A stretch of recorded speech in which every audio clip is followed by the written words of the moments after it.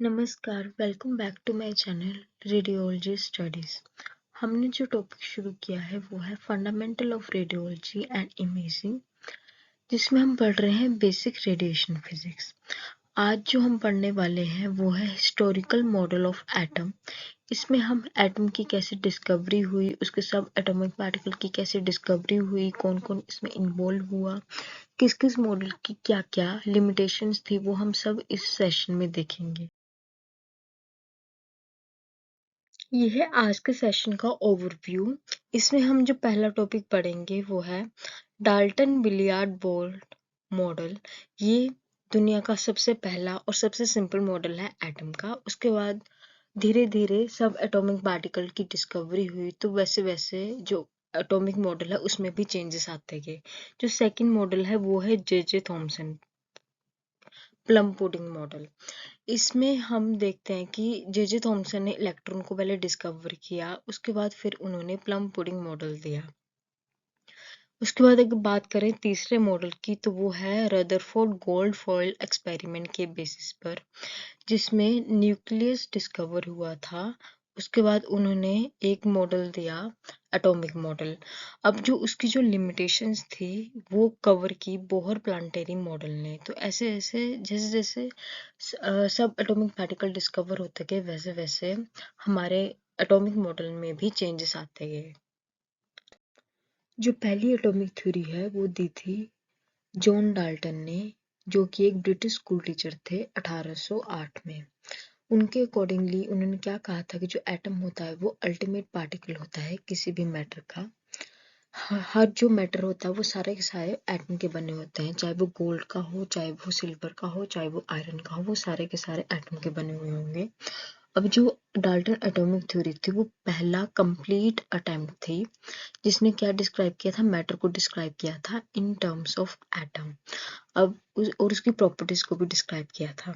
इसके अलावा उनके जो पोस्टुलेट थे, उन्होंने क्या कहा था कि जो एलिमेंट होता है वो कंस्टिट्यूट होता है टाइनी इंडिविजुअल पार्टिकल, जो जिसको एटम कहा गया। अगर टाइनी की बात करें तो वो नेकेड आई से नहीं देख सकते, माइक्रोस्कोपिक लेवल का पार्टिकल होगा। और जो इंडिविजुअल का मतलब है कि जो वो तोड़ा ना जा सके। और जो इस टाइप के जो एटम होता है वो फंडामेंटल बिल्डिंग ब्लॉक होता है मैटर का।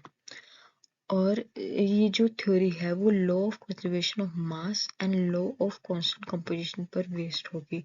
जब केमिकल रिएक्शन होंगे तो जो प्रोडक्ट का मास होगा और जो प्रोडक्ट का ही कंपोजिशन होगा वो रिएक्टेंट के कंपोजिशन और मास के इक्वल होगा।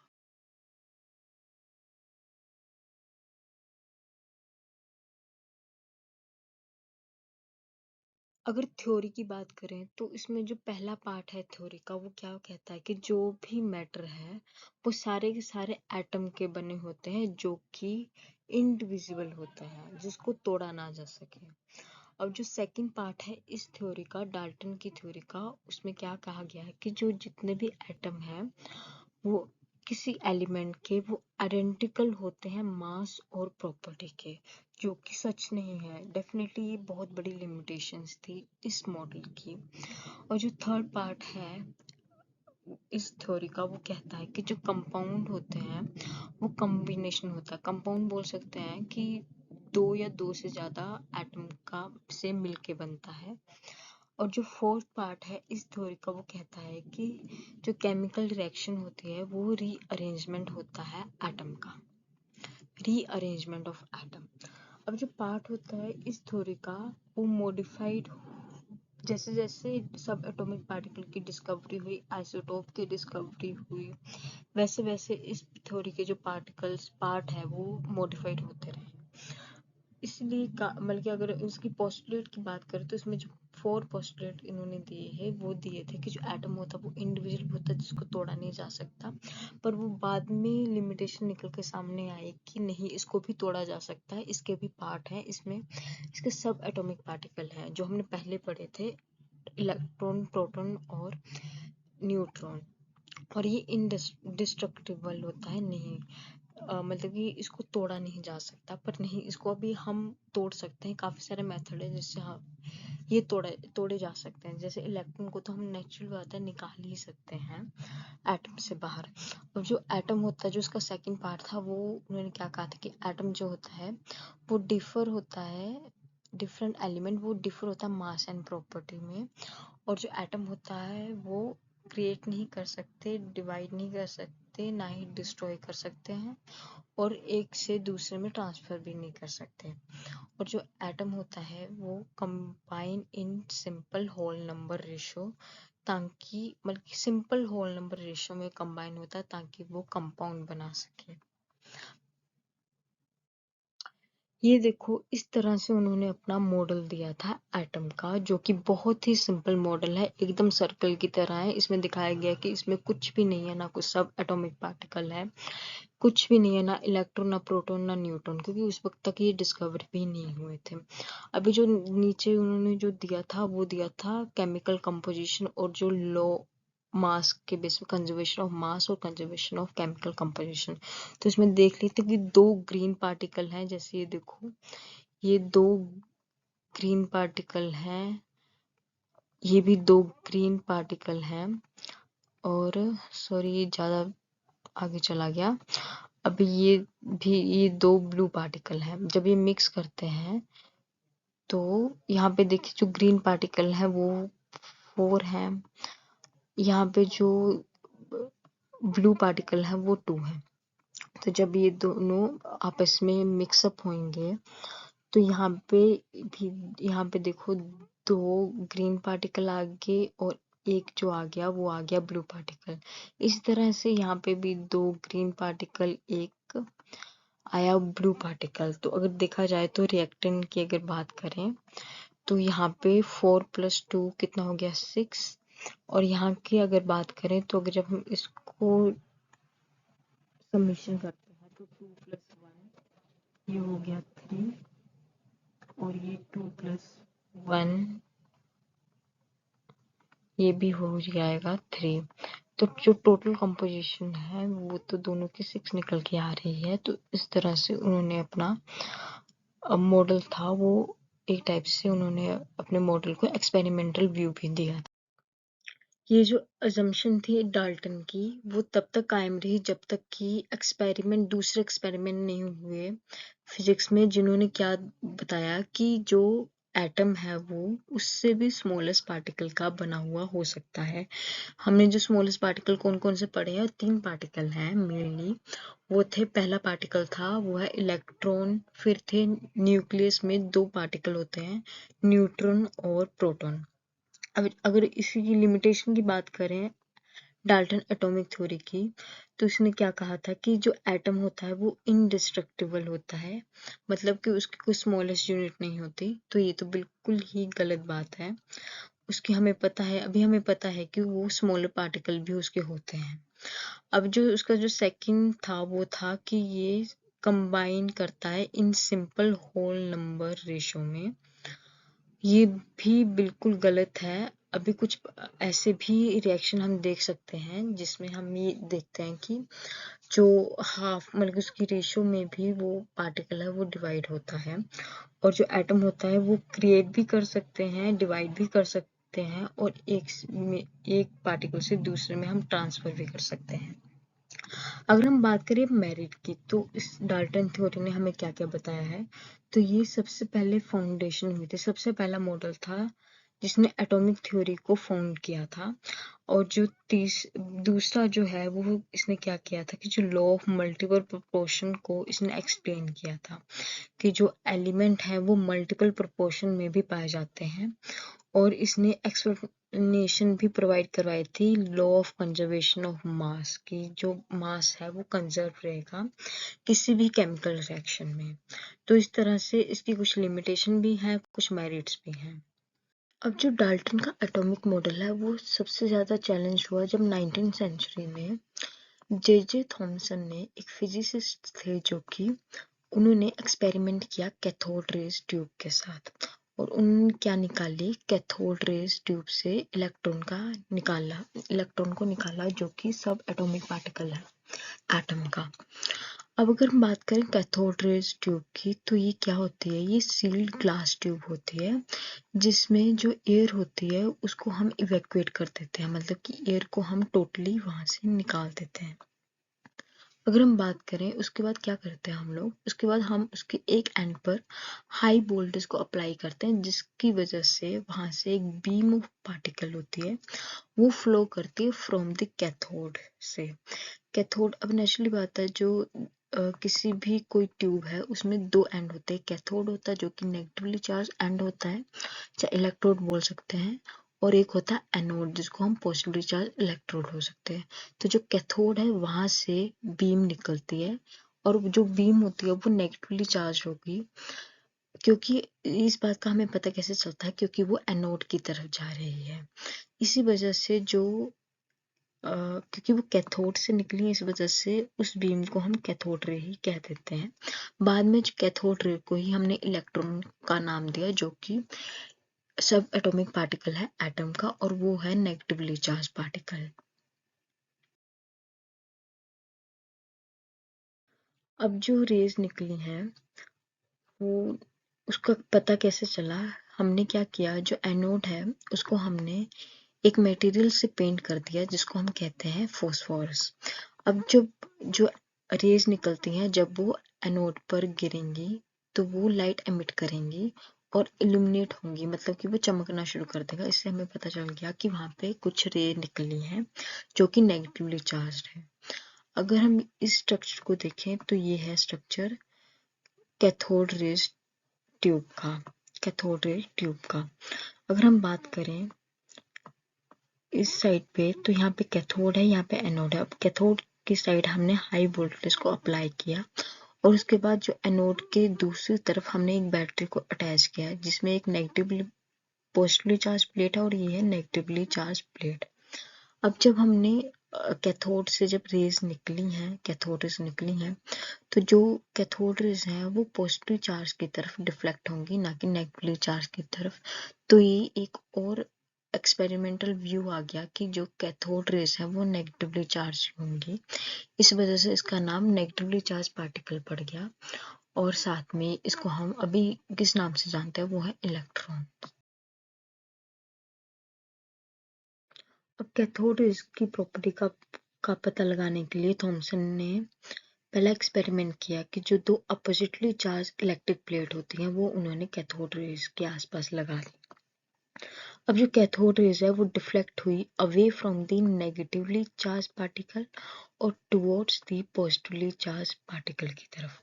अब जो कैथोड रेज है वो दूर भागी नेगेटिवली चार्ज पार्टिकल से, और टुवर्ड्स गई, पास में किसके गई, वो गई पॉजिटिवली चार्ज प्लेट के।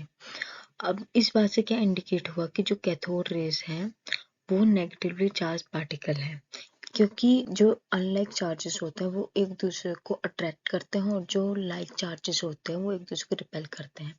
तो इसी वजह से जो कैथोड रेज है खुद नेगेटिवली चार्ज होने की वजह से डिफ्लेक्ट हुई away from the negatively charge plate से। अब जो थॉमसन ने दूसरा एक्सपेरिमेंट किया वो किया कि जो दो मैग्नेट थे उन्होंने ट्यूब के आसपास वो लगाए, और उससे क्या ऑब्जर्व किया कि उसकी वजह से भी कैथोड रेज डिफ्लेक्ट हो रही है, उसकी वजह से भी कैथोड रेज दूर कुछ उसमें चेंजेस आ रहे हैं। अब इस एक्सपेरिमेंट से जो ये एक्सपेरिमेंट हुए उनसे उन्होंने क्या रिजल्ट निकाला कि जो थॉमसन ने वहां से मास टू चार्ज रेशियो उस पार्टिकल का निकाला, मतलब कि जो कैथोड रेज थी उसका मास टू चार्ज रेशियो निकाला। अब उन्होंने एक बड़ी फैसिनेटिंग डिस्कवरी क्या की कि जो उसका जो मास था वो बहुत ही स्मॉल था एज कंपेयर टू एटम, बहुत ही स्मॉल था एज कंपेयर टू एटम। इस वजह से उन्होंने कहा कि नहीं, जो एटम है वो भी सब एटॉमिक पार्टिकल उसमें होते हैं, और जो सब एटॉमिक पार्टिकल है वो पहला निकला, वो निकला इलेक्ट्रॉन, जिसका जो मास है वो बहुत ही छोटा है एज कंपेयर टू एटम। अब थॉमसन ने इस एक्सपेरिमेंट को दूसरे मेटल के साथ भी किया, और उन्होंने क्या देखा कि जो उसकी जो प्रॉपर्टीज हैं कैथोड रेज की वो सभी मैटर में कांस्टेंट रही है, चाहे वो कौन सा भी मटेरियल हो, चाहे किससे भी वो ओरिजिनेट हो रही हो, उसकी जो प्रॉपर्टीज होते हैं वो ऑलमोस्ट सेम ही रही हैं सभी के सभी मैटर के लिए। इससे हम ये भी कह सकते हैं जो कैथोड रेज या फिर जो इलेक्ट्रॉन है वो यूनिवर्सल पार्टिकल है एटम का।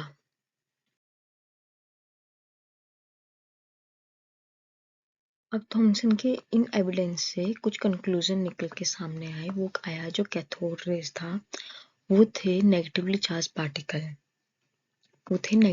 पार्टिकल। अब जो ये जो पार्टिकल होते हैं कैथोड रेज पार्टिकल है, उनका जो मास है वो 1/2000 टाइम है as compared to hydrogen atom. हमने हाइड्रोजन एटम को यहाँ पे क्यों लिया? क्योंकि हाइड्रोजन एटम में कोई भी न्यूट्रॉन प्रेजेंट नहीं होता इस वजह से, और ये सबसे सिंपलेस्ट फॉर्म है किसी भी एटम की, एलिमेंट की। तो इस वजह से इसको अच्छे से कंपेयर हम कर सकते हैं। अगर हम बात करें इस सब एटॉमिक पार्टिकल की, कैथोड रेज की, तो ये सभी एलिमेंट में प्रेजेंट होगा, सभी एलिमेंट के एटम में ये प्रेजेंट होता है। तो इस वजह से ये यूनिवर्सल पार्टिकल है। अगर फिर भी कुछ कंट्रोवर्सीज थी, क्योंकि मैक्सिमम लोगों ने जो डाल्टन के एटॉमिक मॉडल को अच्छे से मान लिया था कि हाँ भाई यही सत्य है, पर नहीं, कुछ टाइम के बाद ये सामने आया। फिर काफी लोगों ने जो थॉमसन की डिस्कवरी है उसको एक्सेप्ट किया कि नहीं, जो एटम है, मतलब कि जो डाल्टन एटॉमिक थ्योरी ने जो एटम के बारे में कहा था उसमें कुछ ना कुछ लिमिटेशन जरूर हैं, जैसे कि वो इनडिविजिबल नहीं हो सकता, मतलब कि वो छोटे से पार्टिकल जो और छोटे पार्टिकल में डिवाइड नहीं होगा। पर थॉमसन ने इस बात को नकारा, तो इस वजह से काफी लोगों ने इस बात को एक्सेप्ट भी किया।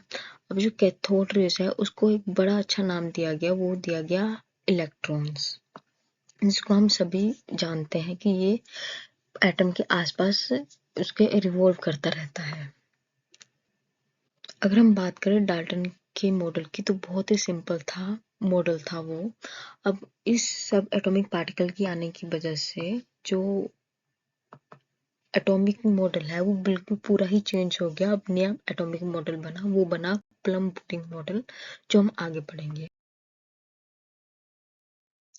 ये देखो, ये है प्लम पुडिंग मॉडल। जैसे ये देखो, ये है प्लम पुडिंग। प्लम पुडिंग बोल सकते हैं कि एक टाइप से केक होता है जिसमें बहुत सारा ड्राई फ्रूट, चेरी वगैरह डाली होती है, और इसको हम वाटरमेलन मॉडल भी बोलते हैं।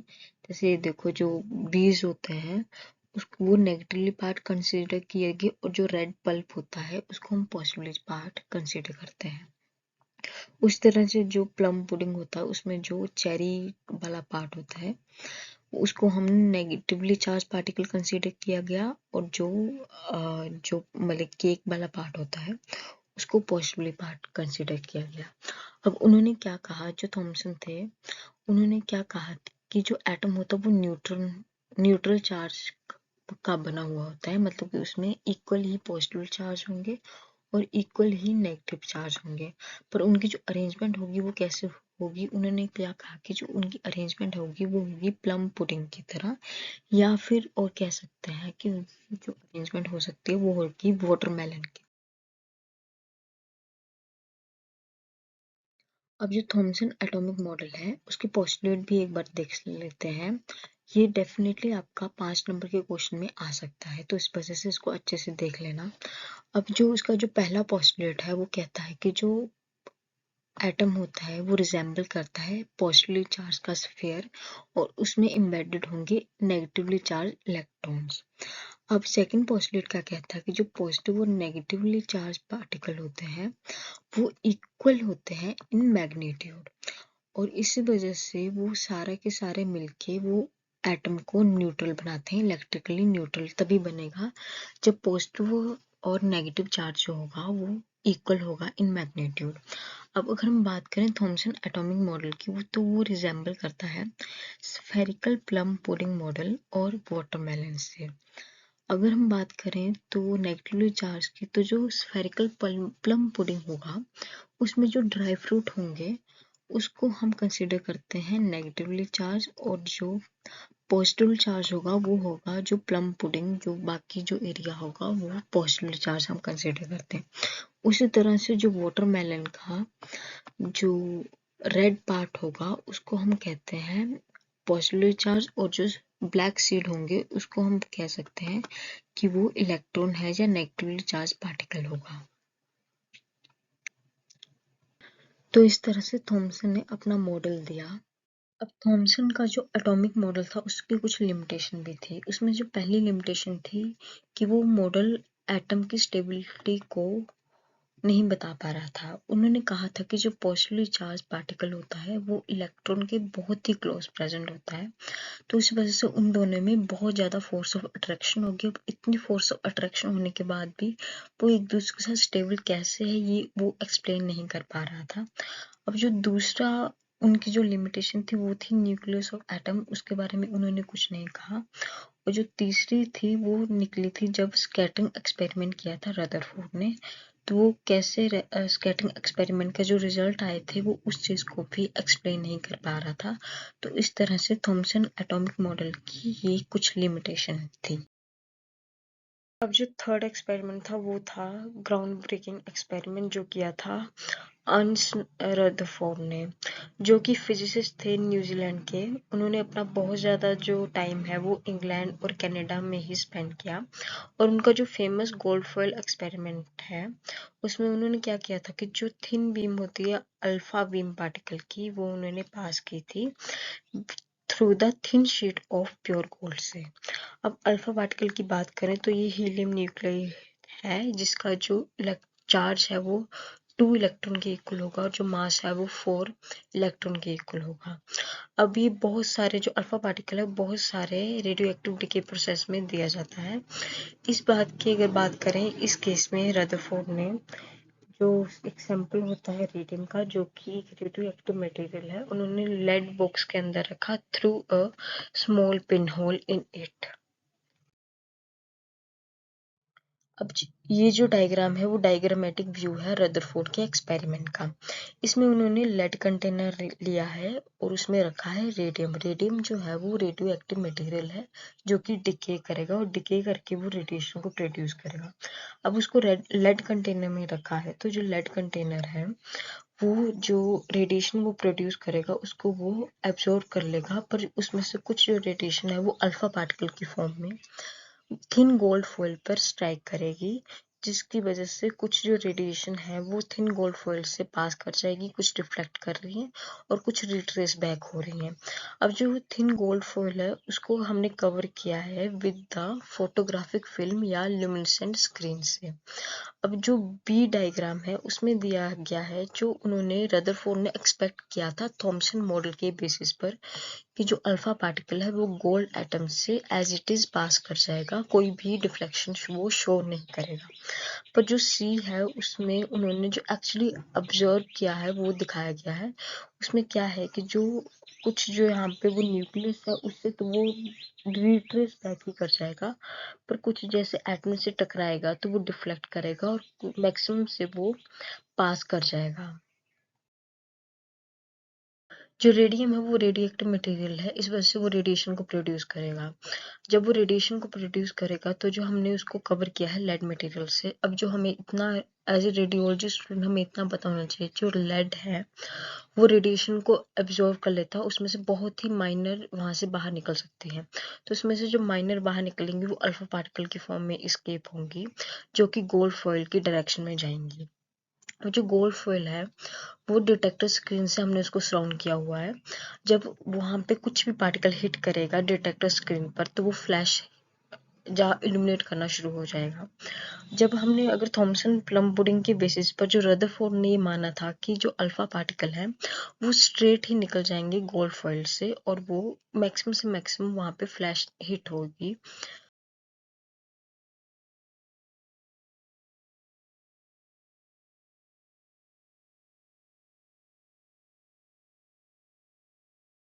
उन्होंने जो रिजल्ट सोचा था जे थॉमसन के एक्सपेरिमेंट के बेसिस पर वो वैसा नहीं आया।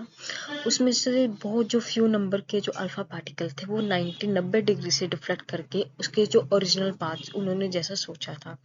अब इस बेसिस पर उन्होंने अपना न्यूक्लियर मॉडल दिया तो उन्होंने क्या कहा कि डेफिनेटली जो पॉजिटिव चार्ज पार्टिकल है वो कहीं सेंटर में टाइनी वॉल्यूम में स्थित होगा। और उन्होंने क्या कहा कि जो बहुत ज़्यादा जो मतलब जो अल्फा पार्टिकल है वो ड्रास्टिकली जो डिफ्लेक्ट हुए अपने पाथ से, वो डेफिनेटली गोल्ड न्यूक्लियस से जहाँ पे पॉजिटिवली चार्ज कंटेन है उससे वो टकराए। अब इस एक्सपेरिमेंट में उन्होंने ऑब्जर्व किया कि जो अल्फा पार्टिकल है वो मैक्सिमम स्ट्रेट ही गोल्ड फॉइल से पास कर जाते हैं, तो जो एटम है वो बना होगा एम्प्टी स्पेस से। अब इसी से उन्होंने न्यूक्लियर मॉडल को भी डिस्कवर किया। उन्होंने क्या कहा कि जो एटम है वो न्यूक्लियस से, जो पॉजिटिवली चार्ज न्यूक्लियस है उससे कंसिस्ट होगा और उसके आसपास जो नेगेटिवली चार्ज इलेक्ट्रॉन हुए होते हैं वो रिवॉल्व करेंगे। अब जो न्यूक्लियस होगा उसका जो वॉल्यूम होगा वो एज कंपेयर टू एटम से उसका बहुत ही कम होगा। अब कुछ लिमिटेशन भी है रदरफोर्ड एटॉमिक मॉडल की, तो उसमें उन्होंने जो एक्सपेरिमेंट ऑब्जर्वेशन के बेसिस पर ही एटॉमिक मॉडल को डिस्कवर किया था, पर वो कुछ चीजें हैं वो एक्सप्लेन कर नहीं पाए।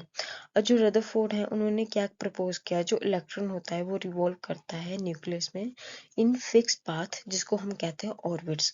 पर जो मैक्सवेल थे वो भी एक दूसरे साइंटिस्ट थे उनके जमाने के, और उन्होंने क्या कहा था कि जो जब एक्सीलरेटेड चार्ज पार्टिकल होता है वो इलेक्ट्रोमैग्नेटिक रेडिएशन को एमिट करता है, तो जब इलेक्ट्रॉन रिवॉल्व करेगा न्यूक्लियस के आसपास तो वो भी इलेक्ट्रो मैग्नेटिक रेडिएशन को emit करना चाहिए।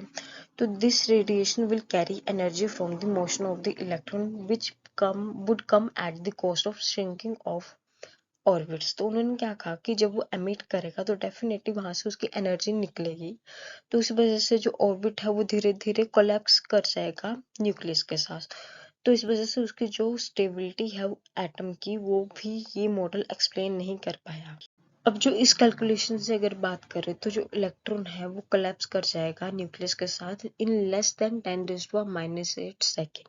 तो इस वजह से वो उसकी स्टेबिलिटी को एक्सप्लेन नहीं कर पा रहा है, और जो मैक्सवेल की जो थ्योरी है उसके बेसिस पर भी ये खरा नहीं उतरा है उनका मॉडल। अब जो एक और ड्रॉबैक उनका क्या था कि उन्होंने जो इलेक्ट्रॉन की अरेंजमेंट है एटम के साथ वो नहीं बताई थी, इस वजह से उनकी जो थ्योरी है वो इनकम्प्लीट भी कंसीडर की जाएगी। अब इस मॉडल में ही चेंजेस करके आगे बोहर मॉडल बना। अच्छा, इससे पहले मैं बोहर एटॉमिक मॉडल शुरू करूं उससे पहले ये जान लेते हैं कि जो जे थॉमसन थे उनके जो स्टूडेंट रहे हैं वो रहे हैं रदरफोर्ड, और जो रदरफोर्ड के स्टूडेंट रहे हैं वो रहे हैं नील बोहर, जिनका हम मॉडल अभी डिस्कस करेंगे। अब जो नील बोहर थे वो एग्जिस्टेंस में आए 1915 में। उन्होंने क्या दिया, बोहर प्लानिटरी मॉडल एटम का। इसके अलावा उनकी जो मॉडल है वो रदरफोर्ड की ही मॉडिफिकेशन है। जो रदरफोर्ड थे उन्होंने क्या कहा था, जो न्यूक्लियस है उसके आसपास नेगेटिवली चार्ज इलेक्ट्रॉन जो है वो रिवॉल्व करते रहते हैं, पर जो मैक्सवेल थे उन्होंने कहा कि ये ऐसे स्टेबल नहीं हो पाएगा। तो जो उन्हीं की जो लिमिटेशन थी वो बोहर प्लानिटरी मॉडल में फुलफिल हुई है। अब जो इलेक्ट्रॉन है उन्होंने बोहर मॉडल में क्या कहा गया कि जो इलेक्ट्रॉन है वो न्यूक्लियस के आसपास रिवॉल्व तो कर रहा है, पर जब वो रिवॉल्व करेगा तो वो डिस्क्रीट ऑर्बिट में रिवॉल्व करेगा या स्पेसिफिक पाथ में वो रिवॉल्व करेगा, जिसकी वजह से जो उनकी जो ईएम वेव्स को वो एमिट नहीं करेगा, वो इलेक्ट्रिक मैग्नेटिक रेडिएशन को वो एमिट नहीं करेगा। इस वजह से उनकी जो एनर्जी है वो स्टेबल रहेगी। अब जो ऑर्बिट है उसको हम एनर्जी लेवल और एनर्जी शेल भी बोल देते हैं। अब जो बोहर थ्योरी थी उसने क्या किया, जो एटॉमिक स्ट्रक्चर का जो मॉडल था जो रदरफोर्ड ने दिया था उसको मॉडिफाई करके उन्होंने एक्सप्लेनेशन दिया कि जो इलेक्ट्रॉन है वो फिक्स ऑर्बिट में मूव करेंगे, ना तो उसके जो एनर्जी शेल होगी उसके किसी भी बीच में वो लाई नहीं करेंगे, वो फिक्स्ड एनर्जी शेल में ही लाई करेंगे, और ईच ऑर्बिट की जो फिक्स्ड एनर्जी होगी वो रहेगी। अब जो रदरफोर्ड था उन्होंने एक्सप्लेन किया जो न्यूक्लियस होता है किसी एटम का, एंड बोहर ने मॉडिफाई किया इस मॉडल को कि जो इलेक्ट्रॉन होता है और उसकी जो एक फिक्स्ड एनर्जी लेवल, उसके फिक्स्ड एनर्जी लेवल होते हैं। अब जो बोहर मॉडल है वो कंसिस्ट होता है जिसमें स्मॉल न्यूक्लियस होता है, यहाँ पे पॉजिटिवली चार्ज लाई करता है, और वो सराउंड होता है by the negatively charge electron से, जो कि रिवॉल्व करते रहते हैं इन ए फिक्स्ड ऑर्बिट। अब जो Bohr found that an electron located away from the nucleus has more energy. जो इलेक्ट्रॉन जो दूर होगा न्यूक्लियस से उसकी ज़्यादा एनर्जी होगी एज कम्पेयर टू इलेक्ट्रॉन जो क्लोजर होगा न्यूक्लियस से। अगर हम पोस्टुलेट की बात करें बोहर के तो उसमें क्या कहा गया था कि जो इन एन एटम जो इलेक्ट्रॉन है वो रिवॉल्व करता है पोस्टुलेट चार्ज न्यूक्लियस के इन ए सर्कुलर पाथ जिसको हम कहते हैं ऑर्बिट और शेल्स और each orbit has a fixed energy. उसकी जो एनर्जी होती है हर ऑर्बिट की फिक्स्ड रहेगी एंड ये सर्कुलर ऑर्बिट होते हैं जिसको हम कहते हैं ऑर्बिटल शेल्स। जो एनर्जी लेवल होता है वो रिप्रेजेंट होता है बाय इंटीजर जैसे n इज इक्वल टू 1 2 3 जिसको हम कहते हैं क्वांटम नंबर। जो रेंज होती है क्वांटम नंबर की वो स्टार्ट होती है nucleus side with n is equal to 1 having the lowest energy level. जो सबसे पास होगा उसको हम 1 नंबर देंगे और जो दूर होता जाएगा उसको हम 2 3 4 इस तरह से नंबर देते जाएंगे। अब जो ऑर्बिट होता है वो n is equal to 1 2 3 4 are assigned as KLMN। अब उसको हम कन्वेंशनली हम उसको नाम दे देते हैं KLMN। और जो इलेक्ट्रॉन होता है वो लोएस्ट एनर्जी लेवल को अटेन करता है उसको हम कहते हैं ग्राउंड स्टेट। जो लोएस्ट एनर्जी लेवल या कह सकते हैं जो सबसे पास होगा न्यूक्लियस के उसको हम कहते हैं ग्राउंड स्टेट।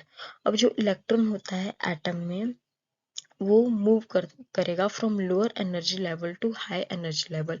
अब देखो इलेक्ट्रॉन जो है ना जब वो किसी एनर्जी को गेन करेगा मान लो कुछ बाहर से आके उसके साथ स्ट्राइक किया अब उसको उसने एनर्जी दे दी जो स्ट्राइक की है पार्टिकल उसने उसको एनर्जी दे दिया अब वो वहां से एक्साइट होके वो हाई एनर्जी लेवल भी ट्रेवल कर जाएगा और जब वो अपने ग्राउंड स्टेट में वापस आएगा तो वो एनर्जी को एमिट करेगा। तो इसमें ये भी एक्सप्लेन किया गया है कि जो इलेक्ट्रॉन होता है जब वो हाई एनर्जी लेवल से लोअर एनर्जी में आएगा तब वो एनर्जी को लूज करेगा। अब जो लिमिटेशन है बोहर मॉडल की वो जीमैन इफेक्ट को एक्सप्लेन नहीं कर पा रहा है स्टार्क इफेक्ट को एक्सप्लेन नहीं कर पा रहा है उसने हाइजेनबर्ग अनसर्टेनिटी प्रिंसिपल को भी वायलेट किया। इसके अलावा उसने जो स्पेक्ट्रा होते हैं हायर एंड लार्जर एटम के उसको भी एक्सप्लेन नहीं कर पाया। अगर हम जीमैन इफेक्ट की बात करूं तो ये डिस्क्राइब करता है splitting of spectral line of an atom in the presence of strong magnetic field. अब देखो दोनों में स्टार्क इफेक्ट में भी और जीमैन इफेक्ट में स्प्लिटिंग तो होगी स्पेक्ट्रल लाइन की पर जो जीमैन इफेक्ट है उसमें होगी due to presence of strong magnetic field. अब पर जो स्टार्क इफेक्ट होगा उसकी उसमें होगी रेडिएटिंग एटम या आयंस या मॉलिक्यूल की वजह से due to strong electric field. एक में हो रही है मैग्नेटिक फील्ड की वजह से एक में हो रही है इलेक्ट्रिक फील्ड की वजह से। तो जो जेड एम इस टाइप से याद रखना कि जो जेड एम तो Zeeman effect due to magnetic field और S E Stark effect due to electric field. अब जो हाइजेनबर्ग्स अनसर्टेनिटी प्रिंसिपल है जो कि बोहर मॉडल एक्सप्लेन नहीं कर पाया था वो कहता है कि जो पोजीशन और जो मोमेंटम है किसी भी माइक्रोस्कोपिक मूविंग पार्टिकल का वो हम एक साथ डिटरमाइन नहीं कर सकते विद एक्यूरेसी और सर्टेनिटी के साथ। अब जो मैथमेटिकल एक्सप्रेशन है जो चेंज इन मोमेंटम और चेंज इन पोजीशन को डिटरमाइन करने के लिए वो इक्वल होता है या फिर बड़ा होगा as compared to 4 pi H के और जो एच है वो है हमारा प्लैंक्स कांस्टेंट। अब जो चेंज इन एक्स है वो है चेंज इन पोजीशन और चेंज इन पी है वो एक्सप्लेन करता है चेंज इन मोमेंटम। इसी के साथ आज का हमारा सेशन खत्म होता है। Hope you like my video and do subscribe my channel.